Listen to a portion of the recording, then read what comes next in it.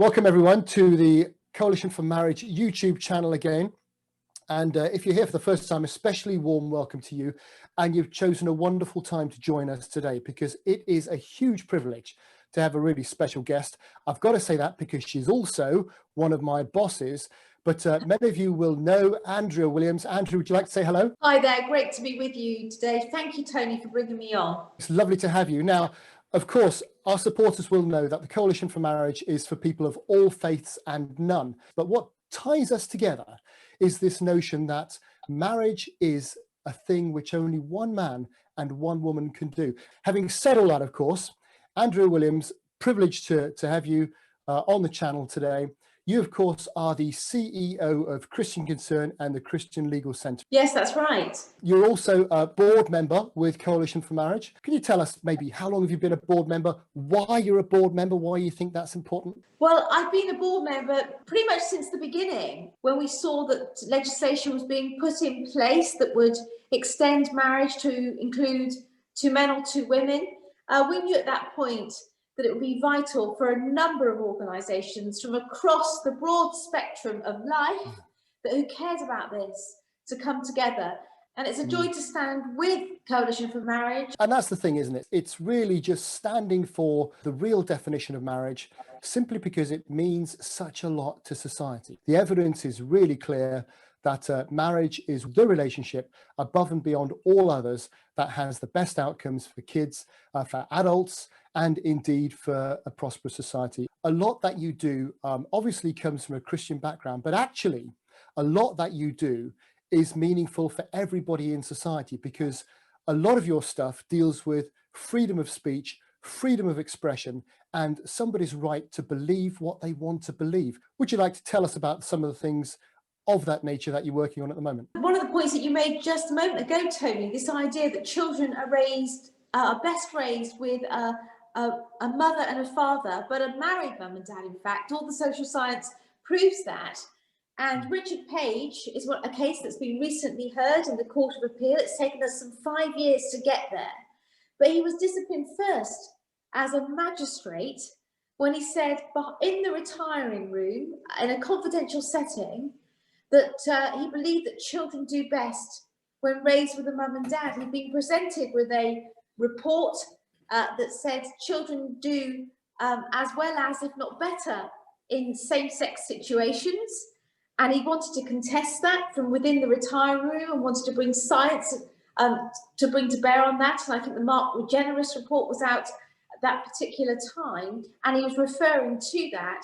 For saying that behind closed doors, he was reported by a fellow member of the bench, and he was then disciplined up through the system until the Lord Chief Justice and the Lord Chancellor went on record to say that he had allowed his religious views to interfere with his judicial decision making. In the meantime, because there had been some media interest in this case, not because he had courted it, and then as a result of all of that media coverage, the fact that he believed this was then reported by the LGBT group of the NHS Trust, where he was a non-executive director. He was removed from that position as well. The point you raised, which is really valid there, Andrea, it's the facts. It's the research internationally over long periods of time among all different cultures and nations. Marriage just works. Marriage between a man and a woman is unique and positive and makes a difference to society. Yes, well, he was certainly stating that was the result of logical research and wanted to bring evidence to that effect. He made no secret of being a Christian. The truth is, over and over again, I find social science backs it up. The independent argument backs up the Christian case. I am the chief executive of Christian Concern, so I'm also unashamed of that fact in the public space, and he was unashamed of that fact. We know that children do best, the social science tells us, when they're raised by a married mum and dad. Just for expressing some sort of concern about that, we find that teachers are removed from office, social workers have been removed from office, counsellors have been removed from office, indeed in the counselling profession, unless you're prepared to really promote alternatives to man and woman marriage, you can find yourself, well, not fit to practice. What you seem to be saying is that presenting a balanced view in the public square, if you're a teacher or something, a balanced view isn't good enough. You've got to actively promote and encourage things that you may disagree with.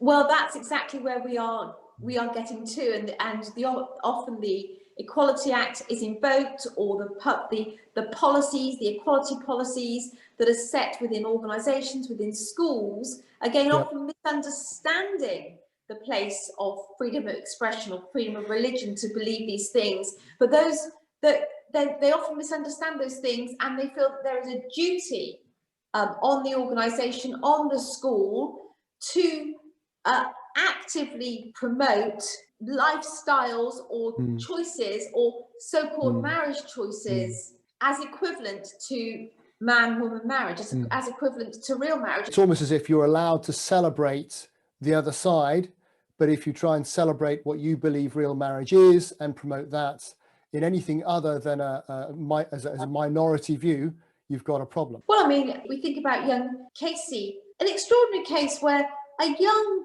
10-year-old, I think she was at the time, just said that she didn't want to be involved in Pride. She found herself in isolation for 6 hours. She was then suspended from school. Her mother was visited by the police and run by social services. And, you know, there was incredible pressure on that child, and then on the mum, and even a fear from the mother that they might move to remove Casey. And the truth is, since then, we have, can you believe it, I'm going to use this kind of language, but we've safe-schooled Casey because of the kind of situation and the pressure that she came under. And the irony is that phobic means fear or hatred. And there's rarely any of that anywhere. You know, that sort of stuff is clearly wrong. Any hatred of a whole group of people, let alone individuals, is not something you want to promote. But actually having a different view doesn't mean you fear or hate anybody. Of course. We have quite good equalities legislation in this country, depending on who you talk to. The irony is that the only people who are protected from having strong views around marriage are the Christians, because they have firmly held religious convictions. We also actually have legal precedent, though, which means that just discussing your views around the parties to a marriage is not in and of itself threatening behavior or hatred. And that's been made very clear in the courts.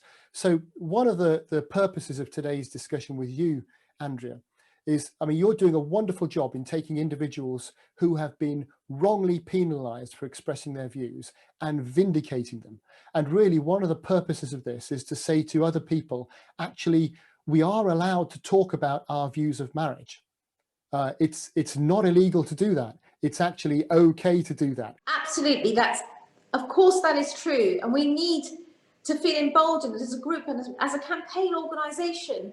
We need to take our place at the heart of the public discourse to continue to contend for what we believe makes for a happy and healthy society. How do you think we can encourage more people to stand up and freely speak about their own views around any subject, whatever it be, let alone marriage and what constitutes real marriage? Well, first of all, we're here and we're behind you, and we have the resources to come in and support you. I think it's really important to be informed. So make sure that when if we're talking, that we are, that we've, read a lot of the great resources that Coalition for Marriage has. So it's great to be informed, and that's why we're here. It's great to be part of a movement, which is what Coalition for Marriage is. And then just have the courage of your convictions. The more people that do, the more teachers that speak like this, the more parents that speak to the school about their desire to promote real marriage, to resist a lot of the other stuff that's coming into schools, the more that people begin to do this, the stronger we will grow.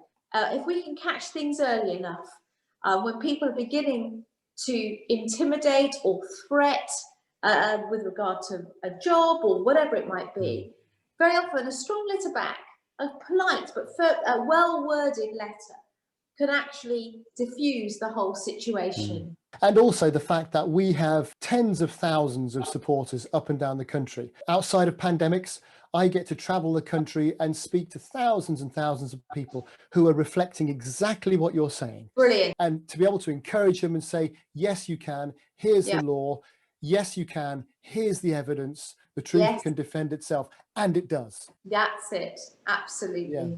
And one of the things that grieves me is that in our schools, we are, even within the curriculum, we are sexualizing our children very young by introducing them to concepts that they're simply not ready for. So we have a whole sexualization of culture just generally. The irony is we've never had more sex education in our schools, and yet we are the Western European capital for teenage pregnancies and sexually transmitted diseases.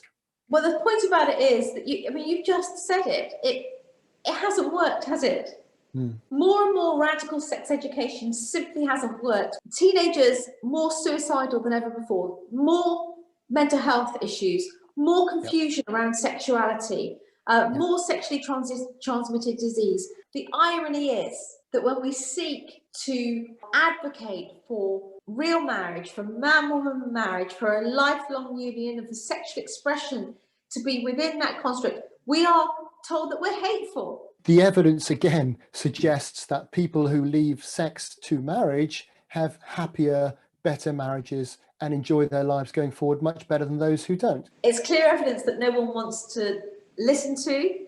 There's also just a reality that the saying of it makes you look like you come out of the ark or something. But I nearly come out of the ark nowadays. I'm getting quite old. But there is just there. But the truth remains that lots of our young people, I believe, if they were given permission, I believe if we began to talk about this beautiful story, if we began to talk about purity, if we began to say, you can wait, you don't have to do this, and it might not be as much fun as you think it is, don't feel the pressure on you to conform in this way, or girls, you don't have to give yourself away. You've touched on two amazing things there. I was at a conference which dealt with porn and child access to porn, and somebody raised an interesting fact that 30% of porn is now accessed by teenage girls. They're looking at it to learn what's expected of them.